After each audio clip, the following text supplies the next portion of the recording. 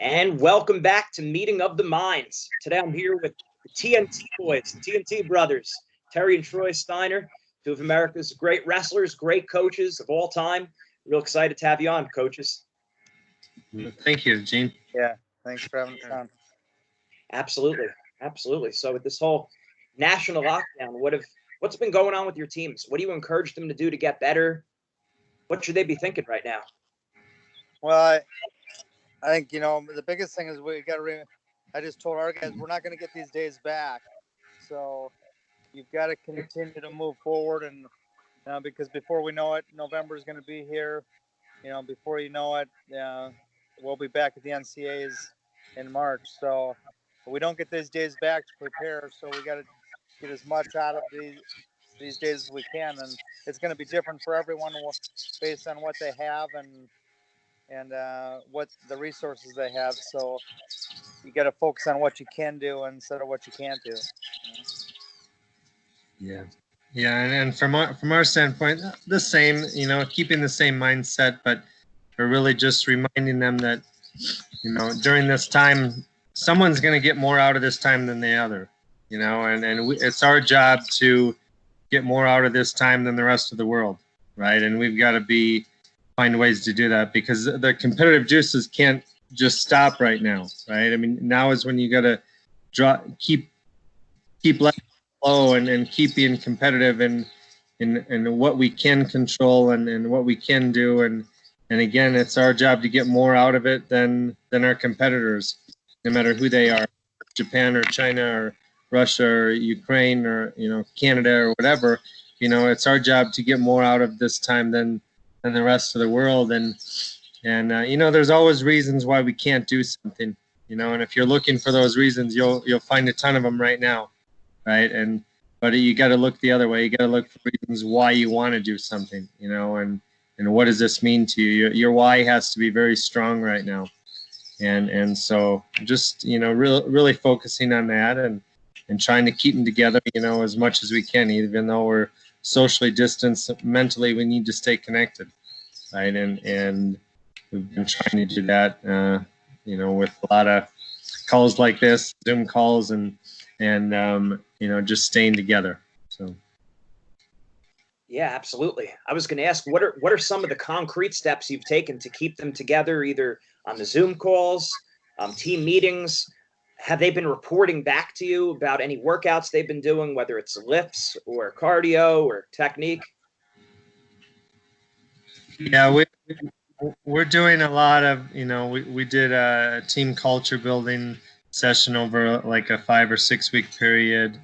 And I know Troy did the same with his group. So we did that, and really they were engaged in that. We have weekly meetings. Now we've switched it to every other week, but at the beginning we had weekly meetings where we'd come in and just give them updates on what's going on.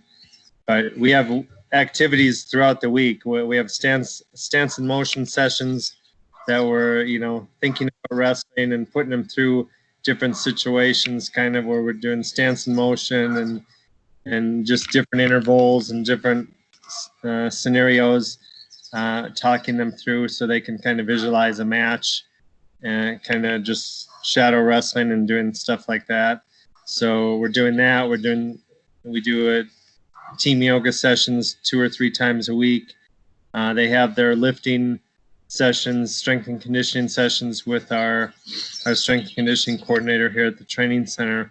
That's all virtual, of course, and he's adapting their strength and conditioning sessions to what they have in their own location. Everyone's different. So it's not ideal, right? We're not together, we're not on the mat, but we're finding ways to stay connected and stay together. And I think for the most part, I think they're doing a pretty good job. I mean, we definitely go through some struggles. Some people are really thriving in it. They love having the ability to create workouts on their own and being very imaginative on what they're doing and how they're getting that wrestling feel without wrestling. And so some of them are really thriving under it and love it. Others are struggling a little bit more, but and then some have siblings that, you know, they have a mat in the basement and they're continuing on training, right? And so we have some like that too. So everyone's in a different situation, and that's I think the uniqueness of it.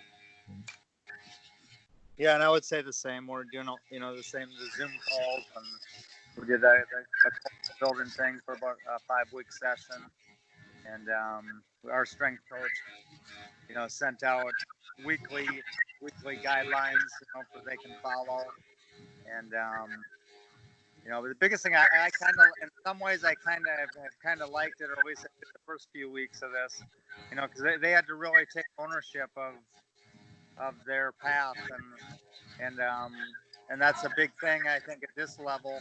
You know, it's probably a little bit different at the level that Terry's working with those girls, because they've already taken ownership, a lot of them, and they're on their path, and they've been on their own for a while. At the level where we're at here, is some guys are still figuring that out, and and I think the sooner they take ownership of their career, the better. So I've really, I kind of enjoyed the first few weeks of it, like saying, hey, this is what do you want out of this, you know? But you know, as time goes on, now we're 9-10 weeks into this. Now it's like I want to kind of see. I want to be have a little more hands on it myself. But in the end, it comes down to them. You know, if they can't get themselves up and put themselves through workouts and prepare themselves now, then how are they ever going to expect themselves to do it in national finals up on the stage? You know, I mean, they've got to be able to do it themselves now. So in some ways it's good, in other ways it's not. You know, you'd like to have a little more control, but I guess we'll get there. That's the thing. I think that, you know, what you realize through this, Gene, is, you know, greatness is never dictated, right? I mean, greatness stems from desire, right? And it has to come out now, right? I mean, that desire has to come out right now. That you have to want to be, you know, that Olympic champion or that NCAA champion. You have to want to be that. You know, that has to. Nobody's going to tell you to do it. Nobody's going to wake you up and get you going every day. And you know, if you're going to get this accomplished, no, you're going to find a way through the circumstance and through the obstacle, right? And I don't care if we have, you know, two months of training before the Olympic trials, right? I mean, the people that want to make that Olympic team and win those medals are going to do it. They're going to find a way, and they're going to, you know, get through any obstacle along this path. And so this is just another obstacle. Like I told them, we've been training for this forever. This is what wrestling is teaching you, right? It's teaching you so much more than how to put a medal around your neck. It's teaching you to deal with life as it comes to you and as it's handed to you, and dealing with that adversity. And right now it's front and center, right? It's throwing it right in your face, and you need to step up and deal with it and find the strength within yourself. And I think that's really what's happening right now. You know? Yeah, and that's when we find out where people are made of. Yeah, that's one of the things I was going to ask about your coaching philosophies, your personal philosophies in general. I know, obviously, being close-knit pair of brothers, a lot of twins are not that close. Unfortunately, a lot of them really don't get along well at all, and I find that that's hurt them or held them back for so long. They didn't reach the level of potential they could have on the mat, but much more importantly, destroying that relationship together, that's a terrible thing. But just your philosophies, you know, coming from Iowa, being around Gable, some of my earliest wrestling memories are watching you guys on Competitor Supreme, and the more I'm in on his legs, the less he's in on my legs. If he's going to beat me, he's going to have to go through hell. And watching, you know, footage of you guys jumping into each other's arms after the NCAAs, things like that. Talk about how that Iowa, Gable, and just in general shaped your coaching philosophies. Well, I mean, I'll speak. I won't speak for Terry, but you know, just growing up where we did in North Dakota, we lived outside or in the country, and you know, we never had a lot of neighbor kids around us. So right from the beginning, we became best friends, and because we had to, we didn't have anyone else. out there, you know. So we became best friends, and I think as we got into sports, or really we never really got into any other sport really, but wrestling. We had horses, and we were on a lot of times, but we got into wrestling, and I think early on we knew that we had to work with each other, you know, to help each other to get to the levels we did. And you know, you'd like to think as a competitor that you could have did this on your own and got to the level you did, but you know, realistically that'd been very, very tough to do, you know, or think of going through some of the things you did by yourself. It would have been very hard. So not that you couldn't have done it, but it would have been very different than what it was. So we knew early on that we were going to stay together and work together, and not that we still didn't have our fights and Naturally. brotherly, you know, rivalries, you know, sibling rivalries, but we also knew that we had to stay together and help each other as much as we can, and that would be a huge asset to us. So, and I think it, you know, as you get into, you know, now we're on the other side of it, and the coaching side of it, and you really see it on this side because you know that you have to stay together and you have to work with each other, and your team's got to be pulling in the same direction if you really want to, you know, make advances as a program or as a team. So I think we learned it early on, and and knew that, but now it's, you know, we got to help our athletes understand it as we build programs now.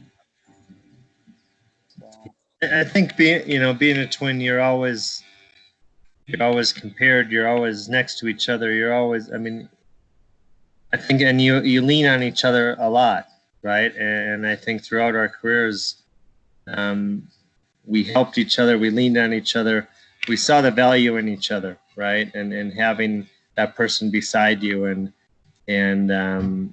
I think there's a lot of just innate understanding that you have being a twin that really helps, and you know, it really helped us in our total development, right? And I, you know, not that, you know, when we did finally the first time, I think we lived in opposite states, or you know, moved away from each other, that was a very challenging time. It was a good time too, because we grew in ways that we would have never grown if we were together, and so you need that as well. But you know, I think we always understood, or from a very young age, you know, we understood the value in having someone beside you that thought like you, that had the same goals as you, that had the same aspirations, and you know, and to this day, I think we utilize each other a lot. We communicate a lot with each other, almost on a daily basis, if not more sometimes. I mean, there's always been a great connection there, and it doesn't mean that, you know, if we're out on a run, that, you know, Troy doesn't want to catch up to me, right? Or you know, if we're, you know, there's still a healthy competitiveness there. That I don't think that leaves you, but I think there's also a great respect and a great relationship there that you know is as close as any relationship that anyone can have. Absolutely. And then one of the other things that really stuck out in my mind, looking back, you know, collecting baseball cards as a kid, they also had wrestling cards. And you and Troy were on the wrestling cards along with the Brands brothers, Alexander Carell, Rulon Gardner, all those guys. And I remember seeing on the back two of the hardest workers that wrestling has ever seen. And I said, what a compliment with all these legends that on the back of your cards, it said something about the work ethic. So talk about how that developed and how you pass that on to your athletes. yeah, I mean, I think we saw it at a very young age with our parents. You know, our parents had us when they were 17 and 18 years old, and they, you know, they forfeited their maybe going on to college and having their college careers and having that aspect of life. They went right to work so they could provide for us and each other, and we saw that from a very young age. I mean, my mom was in the hair industry, and still is, had salons, and my dad worked at a freight company, but they went to work every day, and they were late. My mom's salon was open from 7 in the morning till 11 at night. So we saw that work ethic right away, and we grew up with it, and people have said, we have a strong work ethic, and I'm getting up and working out an hour in the morning and maybe 2 hours in the afternoon, and then maybe I'd go in an hour at night and do something else. That was it, and that was something I chose to do. It was something I wanted to do. It's not necessarily every day when they went to work, they wanted to go to work, but they did it to provide for us. And so I don't know. To me, it was very minimal. It didn't seem like work to me because it's something I wanted to do when it came to the sport of wrestling. So, um, and all our parents ever told us was, if you're going to do something, don't do it halfway.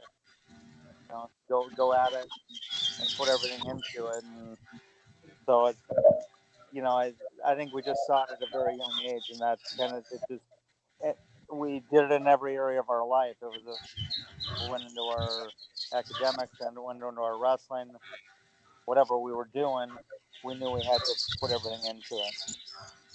Yeah, and I think I think everyone has a gift, right? And I think one of the gifts that we realized right away is we were willing to punish ourselves, right? And and that's a gift, right? That has come naturally, and I think we did learn it from our parents and our upbringing. There's no doubt about it that that was instilled in us from a very, very young age. But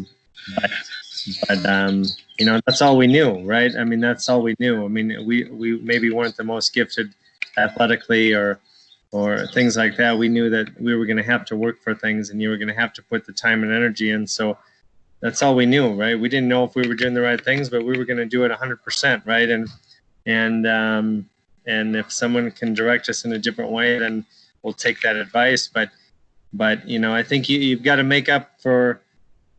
You got to use your strengths and make up for your lesser strengths, right? And I think that was one of the areas that I think we knew that we could work and we're willing to do it, maybe more than the next person, and so we just ran with it, right? And we did that and hoped it was the right hope in the right direction, right? I mean, we didn't. I don't think you know that as a young kid, as you're trying to develop yourself and move up, and you just do. It's that kind of that wrestling mentality. You just, let's work harder and do more, and maybe there were smarter ways of doing things, right? I'm not saying that maybe we did things the smartest all the time, but the things that we did do, I think we knew that we were prepared, right? And I think so much of confidence comes from preparation, right? And we knew that when we stepped on a wrestling mat that we were more prepared physically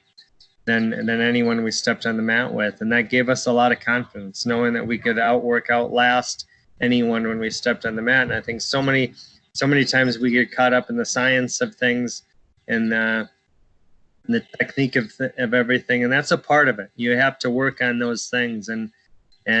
But the other part of it, you have to have some grit, and you have to have some of that toughness in there. And I think that's really what that shaped in us through time, is it just gave us a different toughness and a different expectation of how we were going to go out and compete. And I'm not saying that it got us everywhere, right? I mean, we both fell short of ultimately our goals of being on the world teams and winning world medals and Olympic medals. I mean, we never did that. That's still that's something that we'll never be able to go back and do, right? And so, but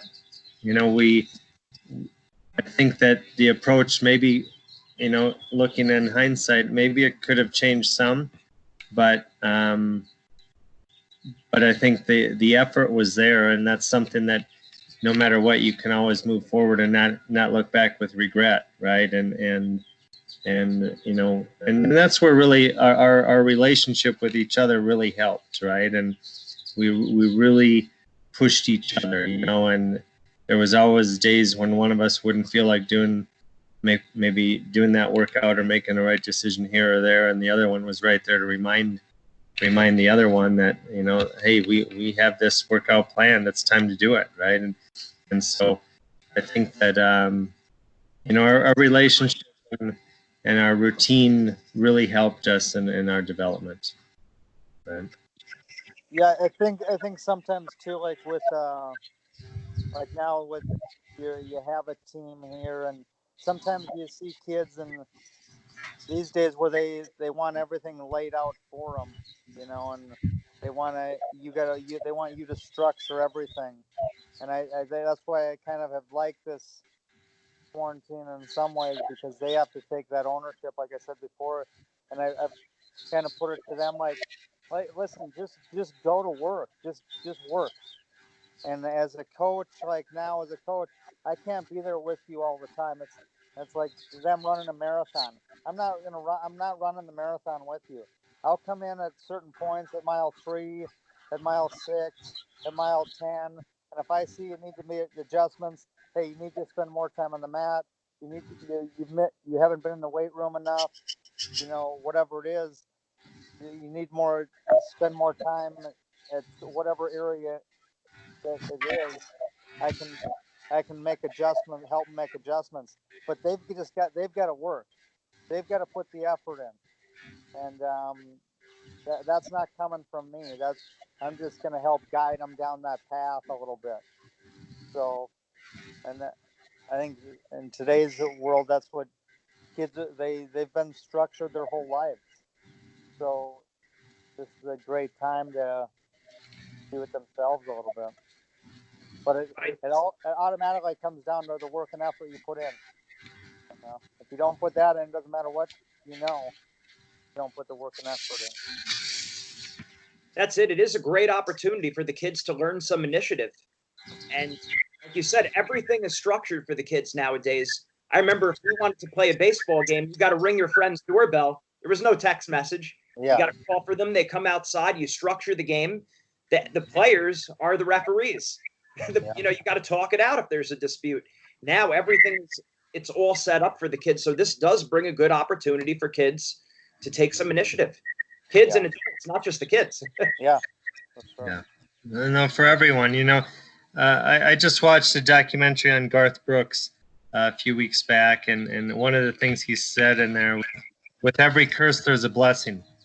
With every blessing there's a curse, right? And this is one of those times, right? The curse of the coronavirus is real, right? I mean, it's affecting everyone in every industry and our whole society, but there's a blessing to it as well, right? There's a lot of great things to take from this time frame, and this is one of them, right? That the athletes have to step up right now and be their own coaches, and which is going to help them in the long run, right? It's going to help them really manage everything and really, Coach Gable always talked about that. The sooner you realize this is your career, and most of getting to the top is going to be in your hands. The sooner you realize that, the better off everyone is. And this is really that time frame right now where, I think at first, and maybe not at first, I think there's still some of our athletes that are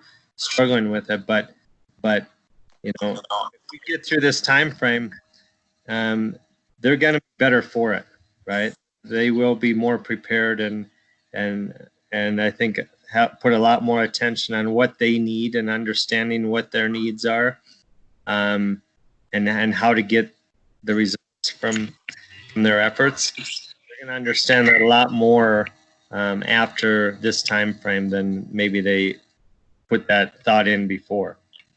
And that's a good thing, right? So yeah.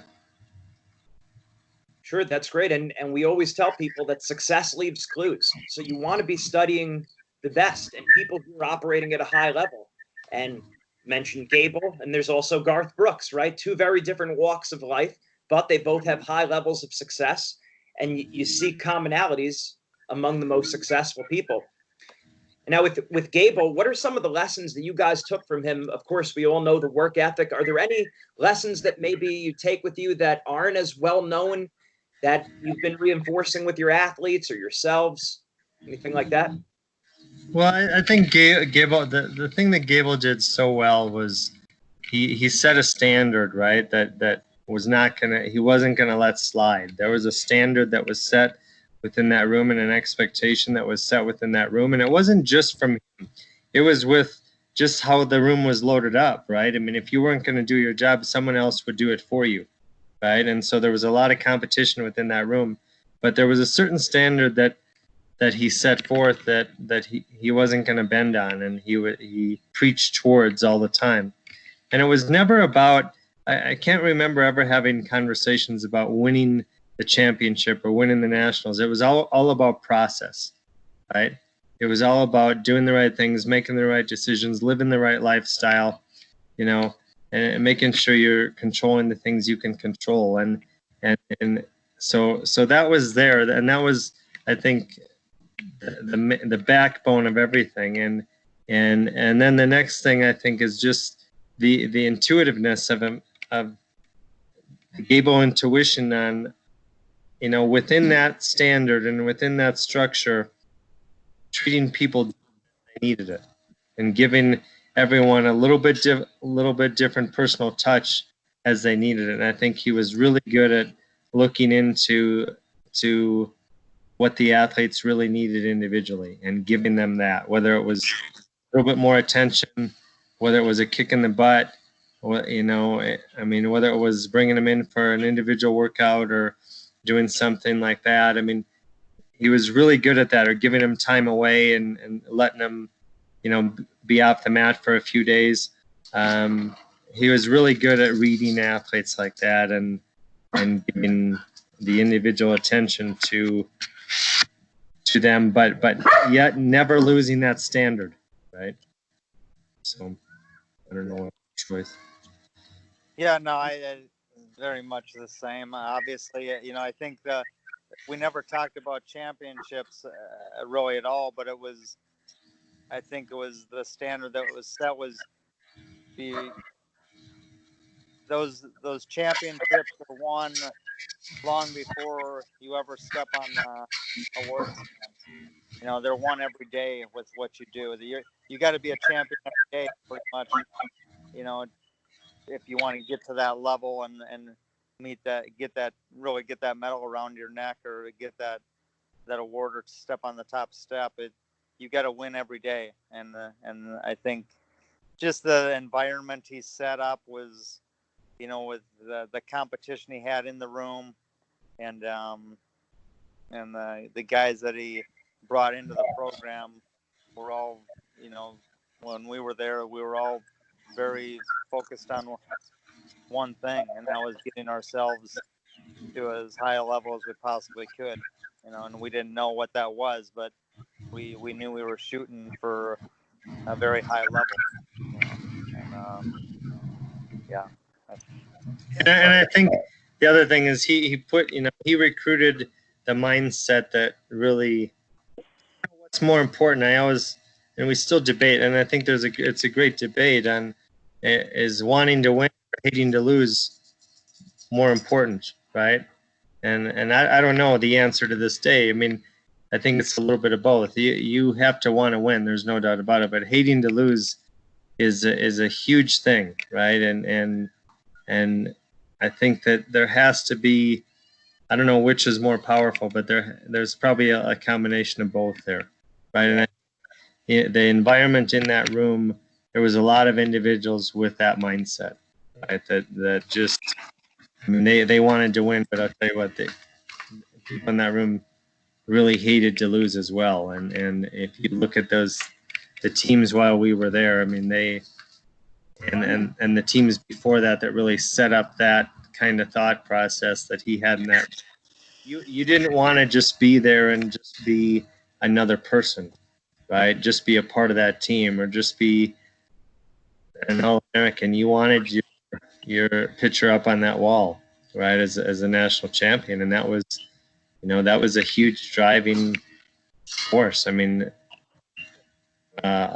during my days at the University of Iowa. I know that was huge. I didn't want to be just another one of the pack. Right? I think he just recruited that mindset, right?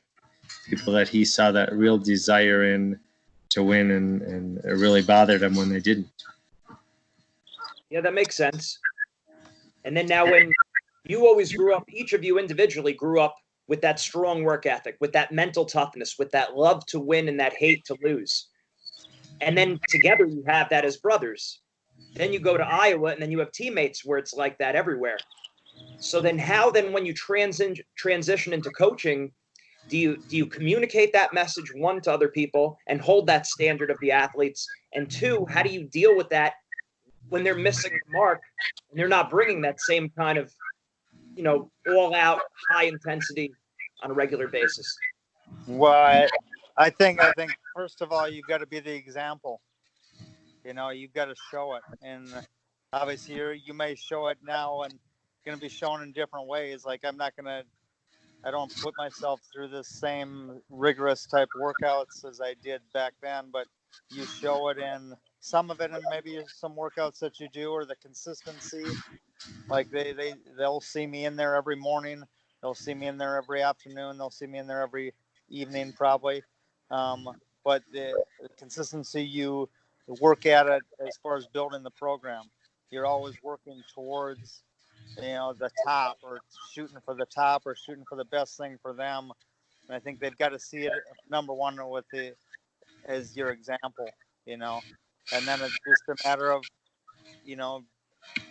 getting kids to understand that consistency and that process is what's really going to make you. It doesn't matter where you came from necessarily, or what you have coming in here. I always tell guys, like, what you did at the high school level is great, and it's awesome, and no one can ever take that away from you. But I'm more concerned about what you are going after from this point forward. And so I think number one is just being that example, and then just pointing out now you've got to continue to grind. You've got to continue to work and develop on a consistent basis. And once you see that, you can see the program start coming along. But it takes time. Like taking this program over at Fresno State, or restarting it. You think you're going to jump in here and change things quick, or you're going to get guys to a high level at a very fast pace. It takes time, but the more people you have around you, with myself, with my staff, with the administration, with the more guys you can start having that same type of mindset, it starts building quicker. And I feel we're finally starting to get where we need to get, but it's a process. There's no doubt. It's a process, no matter if you're an athlete working on that in those workouts every day, or if it's a process of building this mindset of the program. It takes time. So.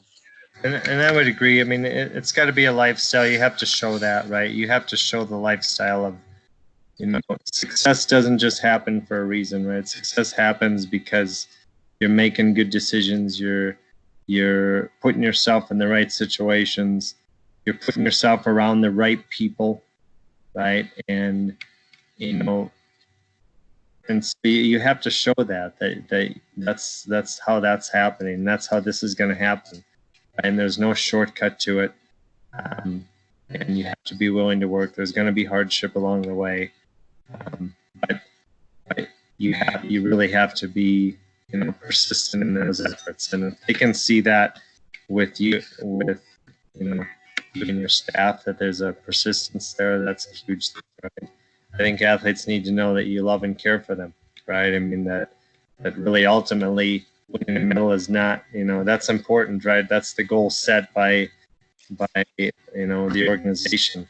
But there's a lot more to it than that, right? And first and foremost, it's about the individual in front of you, and they need to know that you care and love and respect them, and together you can guide and direct them. But really, it's helping them understand that it's their journey, and we're here to guide and direct, and we'll do that. But we all have to be working on the same page and working together to do that. So, for me, it's different. I mean, the athletes come in, it's not like we're out there recruiting athletes. The athletes, they step forward through a series of events and tournaments, and all of a sudden you have your national team, and that's who you're dealing with. And so they've brought themselves forward because of some, athletic greatness or some accomplishment. And then it's helping them get that rest of the way, right? They've brought themselves to a certain level, and now it's just helping them get those final touches. And those are the ones a lot of times that are, the hardest to teach and the hardest to bring forward. And it's the consistency and persistence of it, and the process to it, helping them understand. Because there's a lot of great athletes, but then there's got to be a routine to it. There's got to be a structure to the rest of it to get getting to the tournament and getting on top of the podium. There's two different levels there, and helping them understand that there's always another level to climb, right? And always another level to doing things, and understanding what that is, and how they can better themselves. And so it takes time, right? That, like Troy said, it takes time to help them understand that, right? Because they may have had success just because of athleticism, right?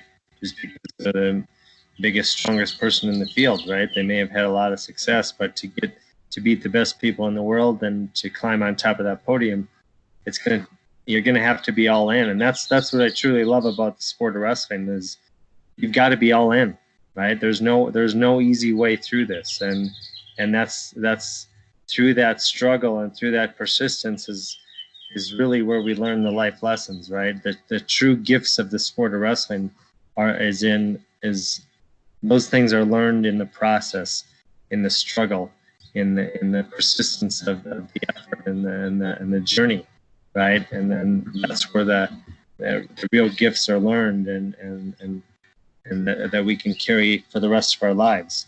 So that's why you spend your life's work in the sport of wrestling is not because of medals and championships, right?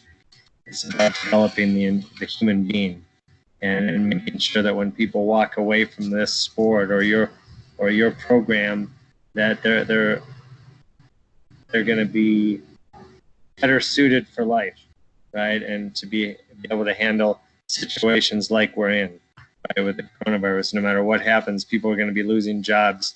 People are going to be struggling to pay rent. People are going to be struggling to put food on the table. I mean, those are all real struggles that hopefully the struggles through the sport that we face on a daily basis are going to help prepare them and know that they can overcome any obstacle, because they've overcome obstacles all along this journey in the sport of wrestling. And this is just another obstacle. And I think when when you get to the point where you know that in life, that it doesn't matter what happens, I'll be okay.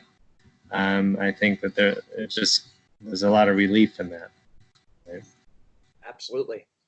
Now, I asked you guys a few broad questions. Now the wheels are turning, and I'm thinking of a few specific ones. Back to your competing days, wrestling back to back, knowing it's your brother, and knowing that obviously, you love each other, you want to see the other one succeed, but in that moment you have to be in your own head, so you're not wrapped up in his match while it's going on. How did you deal with that? What are some mistakes maybe you made along the way? Some things you've learned wrestling back to back, being able to detach from one another while still loving the other and wanting the other to win or succeed?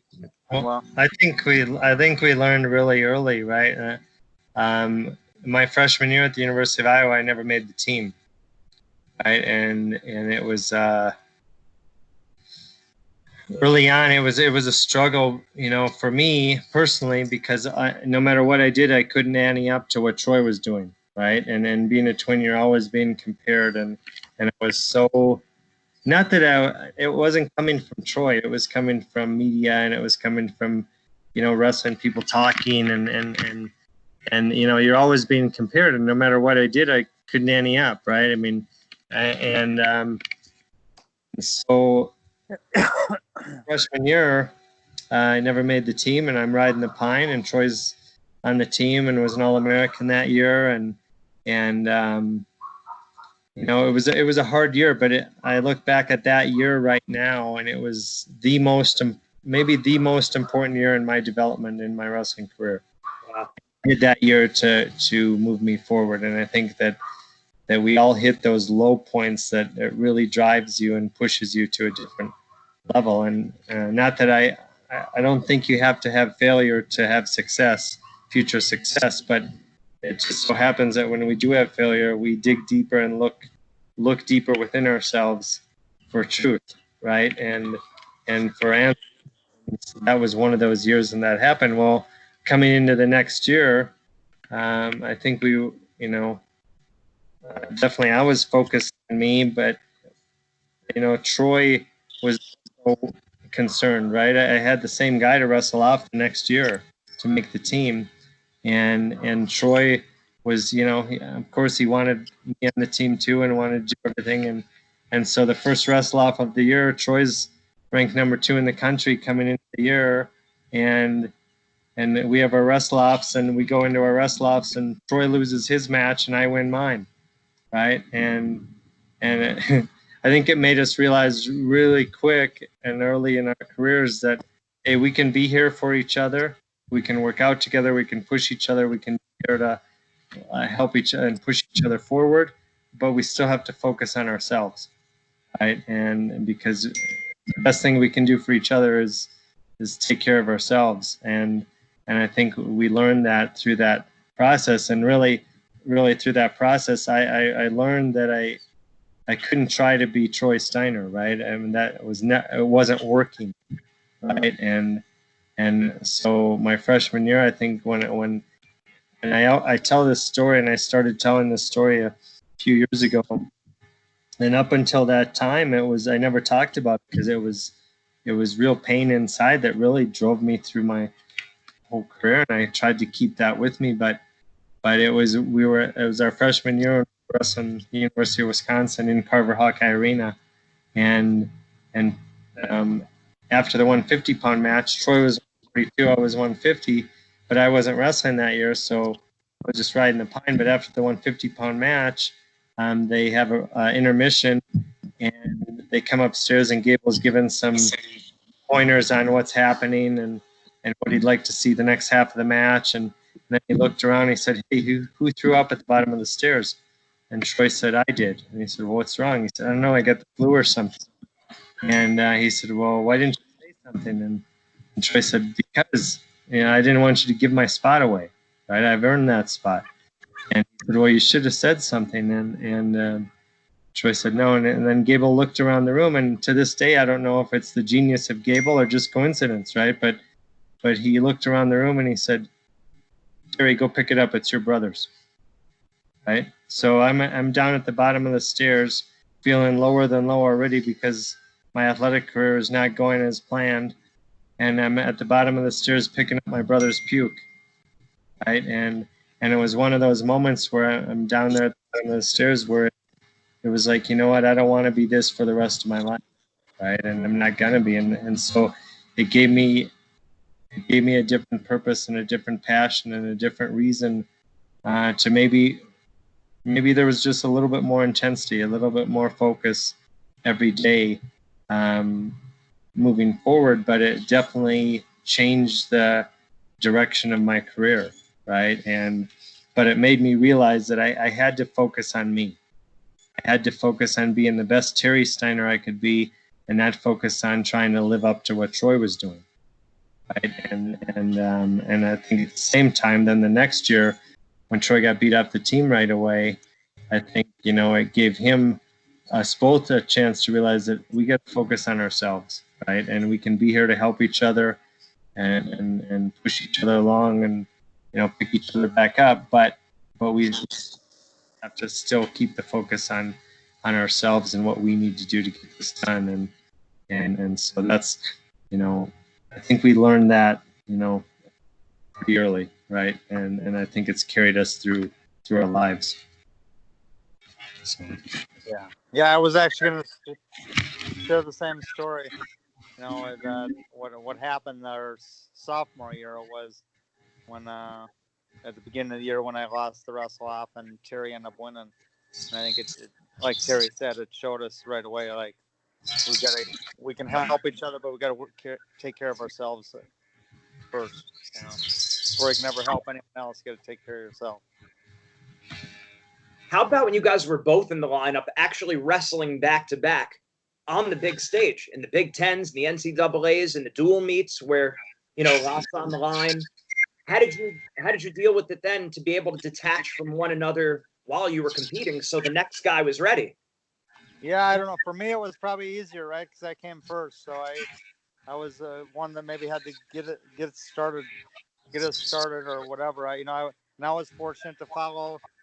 I felt I was fortunate to follow Tom and Terry Brands, because they usually got things rolling pretty good, and so I was fortunate to follow those guys and use the momentum that they built, and it was my job to keep it going for the guys that came behind me, so probably a little different for me, like going first from Terry and I's standpoint.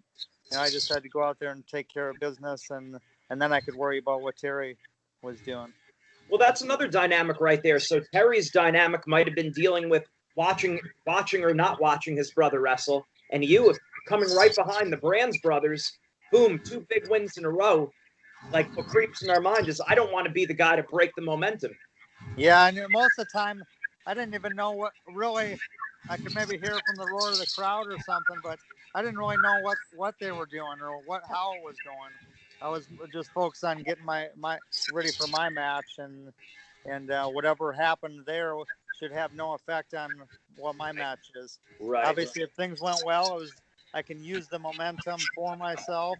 But if things didn't go right for them, I felt you had to be feeling like you were strong enough to turn it around and get it going back in the right direction.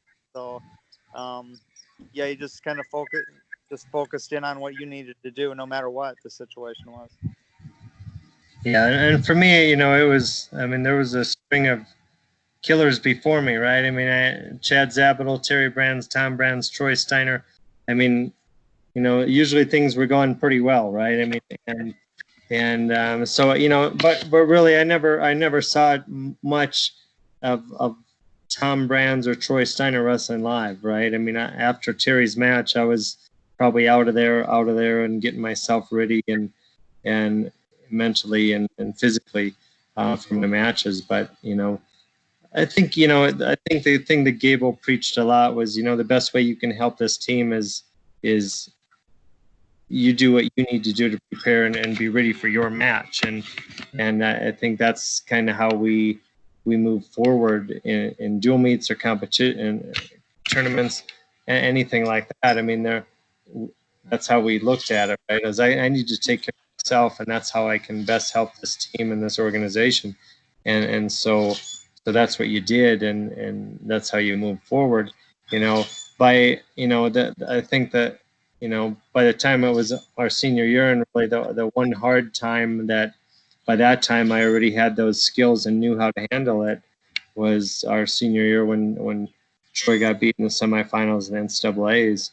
Not to bring that up, Troy, but that that by that time I was able to handle that, right? And I understood that, hey, I just need to go take care of my business. That match has no effect on my match, and by that time it was okay. But I knew things weren't going good because at NCAA's, if the crowd is roaring that loud, probably Iowa guys getting beat, right? Because people, especially at that time, they like to root against Iowa, right? They love to see us losing and getting upset, and so I knew that something was happening, but I wasn't out there standing Matt's side, trying to help Troy win a match. I mean, so I was getting myself ready, but I knew something wasn't going how it should have been going, and I knew I just had to go out there and take care of business, and I knew, and then after that match when I won in the semifinals, and I knew going into the finals that the best way I can help Troy and the best way I can help our family and and everyone through this was, I need to take care of business, and do my job right tonight in the finals. And so I think, you just kept drawing back on what you need to do and take care of your own business, and let everything else go, right? And nothing else has an effect should have an effect, whether it's a crowd noise, a crowd for you or against you, whether it's your brother won or lost, or the team is doing good or bad. That really should have no effect on how you're going to go out and perform.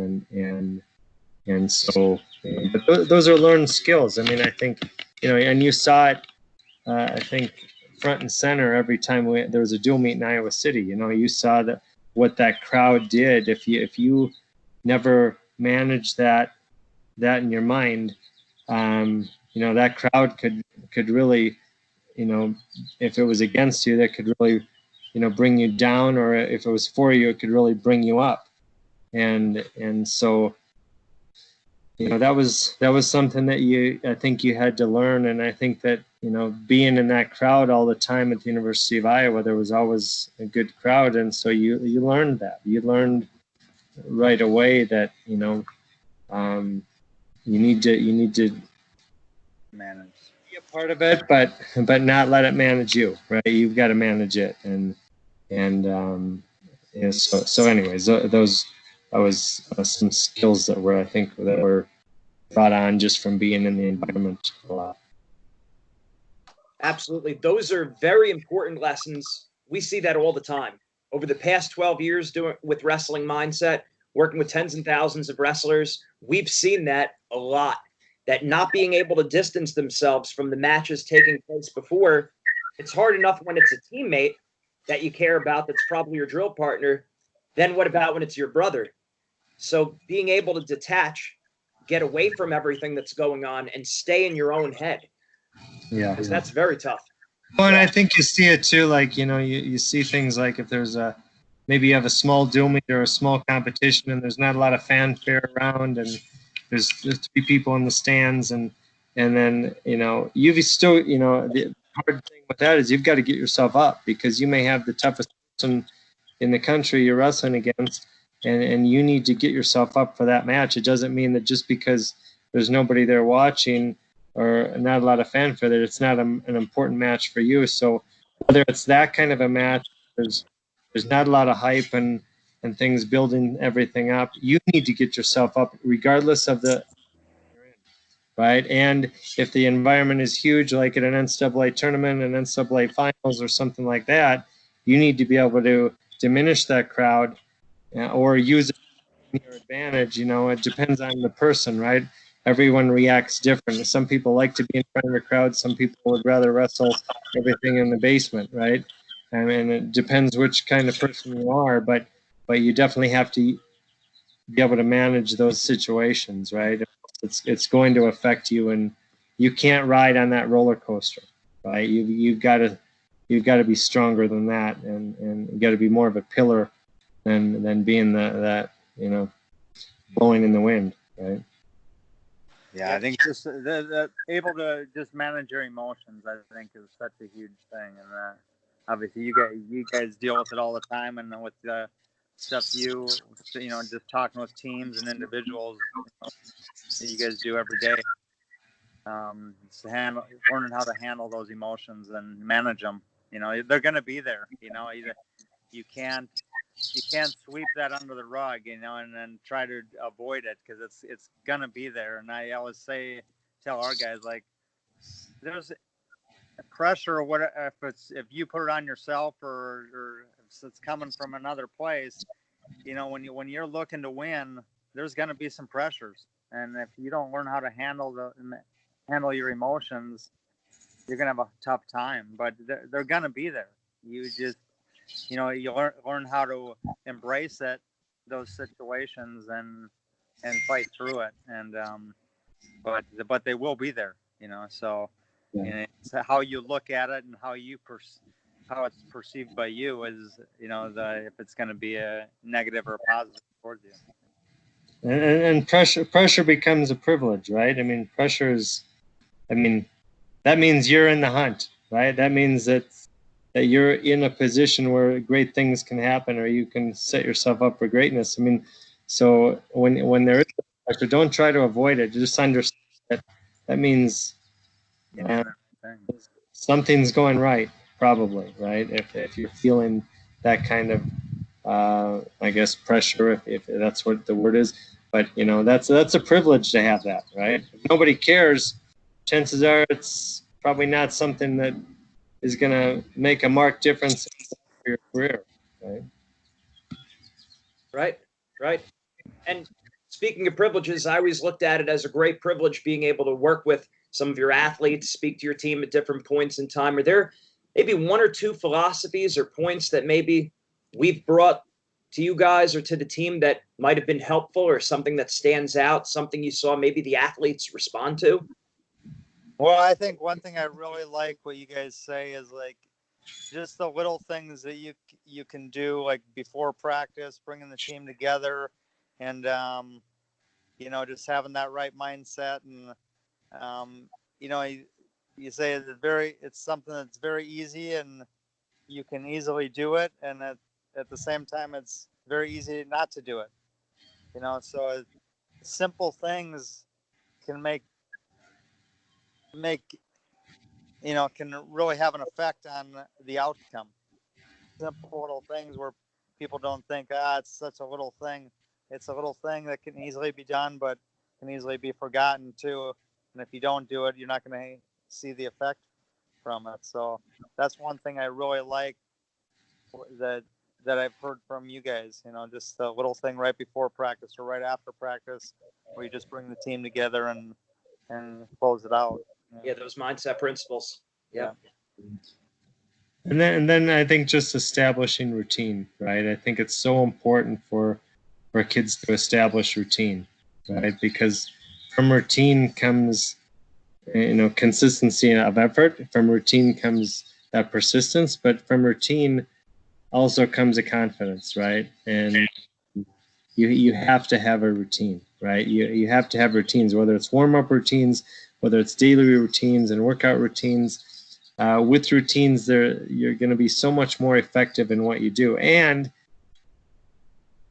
then being able to look back on it. Because if you have a routine, chances are you can look back on it, and so if there's success at the end of it, you can look back on, okay, this is how success happened, right? You can look back and look at the routine. These were the right things in here. If there wasn't success at the end of it, you can also look back and say, well, look at where we misstepped here. Maybe this is where we misstepped and we can make changes. And if you never pay attention to those details, then it's hard to know where to change and make changes with. And so, the routine is so important. And I think that I think what it does is it brings it back to focusing on the process, right? And then instead of focusing on winning or losing, you focus on the process of what you're doing.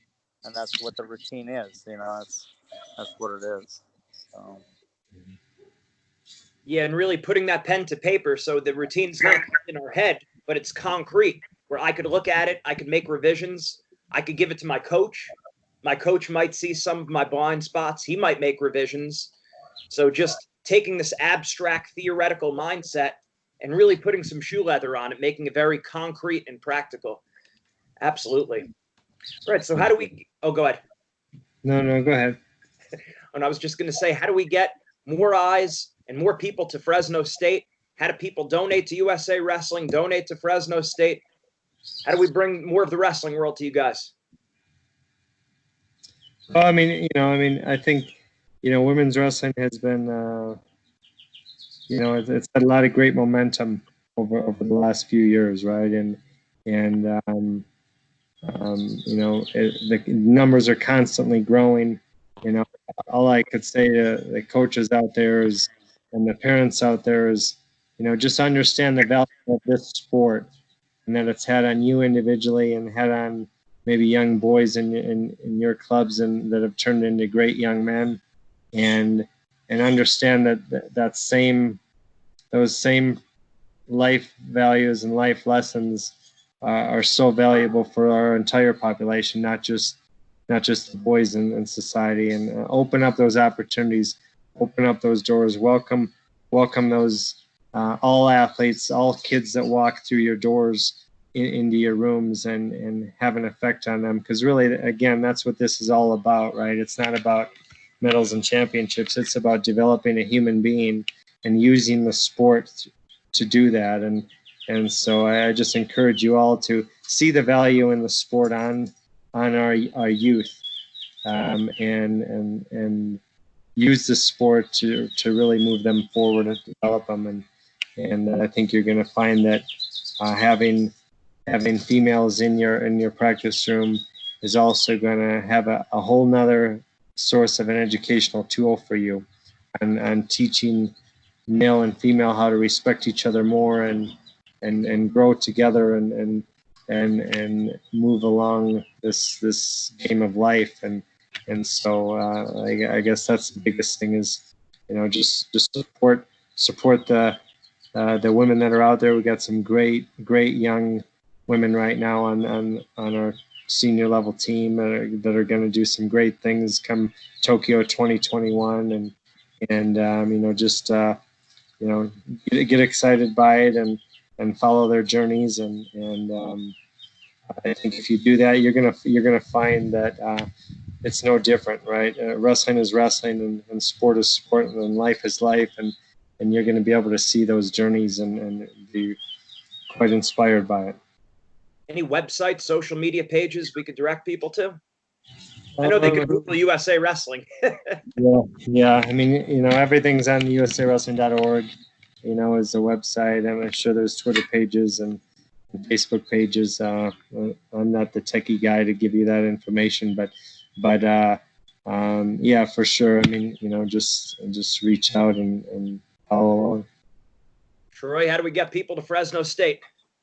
Yeah, well, I feel I've been honored and blessed to bring this program back in to competing, and it's the first Division I program to come back, and that's one of the things that what really intrigued me about this job is, hopefully I can get this thing going in the right direction, and we see some other institutions looking at it and saying, why don't we bring wrestling back as well? It's one of the things I really wanted to help do, and it's so I feel honored and blessed to be in this position. Now it's my job to get it up and going in the right direction, and hopefully we can do that. And it's we've had great crowds out here the first few years. We've been wrestling. We've been in the top 10 for attendance in all 3 years. I think top 5 the first year we were back. So it's coming and it's building in the right way. And we got a few guys on staff as well, like Joe Colon and Jason Chamberlain, that are vying for those spots on the USA team next year. And so that we got a lot of good things happening here.